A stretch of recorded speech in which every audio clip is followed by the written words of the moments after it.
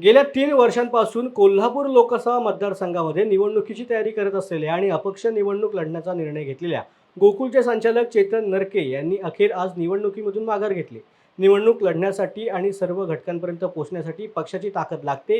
ही ताकद आणि पक्षाचं लेबल आपल्याकडे नसल्यामुळे आपण निवडणूक रिंगणामधून माघार घेत असल्याची माहिती चेतन नरके यांनी पत्रकार परिषदेमध्ये दिली। दरम्यान महायुतीला पाठिंबा देण्यासाठी मुख्यमंत्र्यांचा मला फोन आला होता, मात्र कार्यकर्त्यांशी चर्चा करून पुढील राजकीय भवितव्य सोयीस्कर होईल अशी भूमिका येत्या 10 दिवसात स्पष्ट करणार असल्याचं चेतन नरके यांनी स्पष्ट केलंय। आज आपण कोल्हापूर लोकसभेच्या निवडणुकीच्या माध्यमातून इथे एकत्र आलेलो आहे।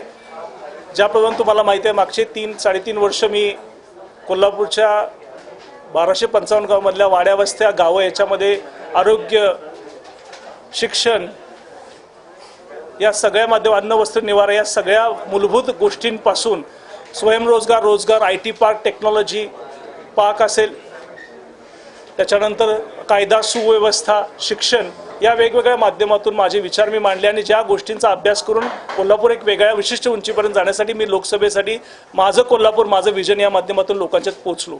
पण मला एक सांगावंसं वाटतं की आज ज्या हजारो लोकांनी, लाखो लोकांनी मला इथं त्यांचे आशीर्वाद दिले, त्यांचं सहकार्य केलं एवढ्या 3 वर्षामध्ये, तर त्यांचं मी पहिल्यांदा आभार मानतो।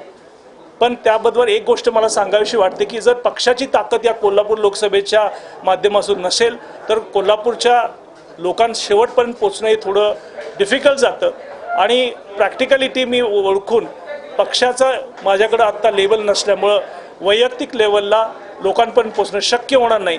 त्याच्यामुळं मी या कोल्हापूर लोकसभा 2024मधून मी अपक्ष लढवण्याची भूमिका मी थांबवतोय आणि या रिंगणातून मी बाहेर पडण्याचा निर्णय घेतलेला आहे आणि मी माझ्या कार्यकर्त्यांच्यावर बसून एक पुढच्या 10 दिवसामध्ये आम्ही कुणाला पाठिंबा द्यायचा किंवा नाही द्यायचा याचा पूर्ण सारासार विचार करून आमची पुढची भूमिका आम्ही पुन्हा तुमच्यापर्यंत येण्याचा प्रयत्न करेन। मुख्यमंत्र्यांची भेट झाली, तुम्ही महायुतीला पाठिंबा देणार अशी माहिती मिळते, काय त्याचं?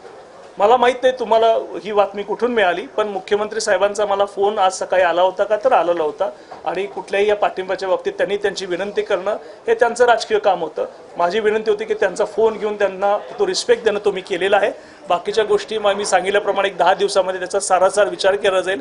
पुढच्या राजकीय गोष्टींचं मी नियोजन राजकीय पद्धतीने विचार करून मला कुठं सोयीस्कर गोष्टी होणार त्या माध्यमातनं मी माझं पुढचं राजकीय भवितव्य सिक्युअर करूनच त्याच्यावर निर्णय घेईन। माझ्या गटाला, माझ्या तालुक्याला, माझ्या कोल्हापूर जिल्ह्याला एक वेगळ्या पद्धतीनं पोर्ट्रे करायचं जे मी माझ्या हातामध्ये मी उद्देश घेतलेला आहे तो पूर्ण करणार आणि तो करणारच।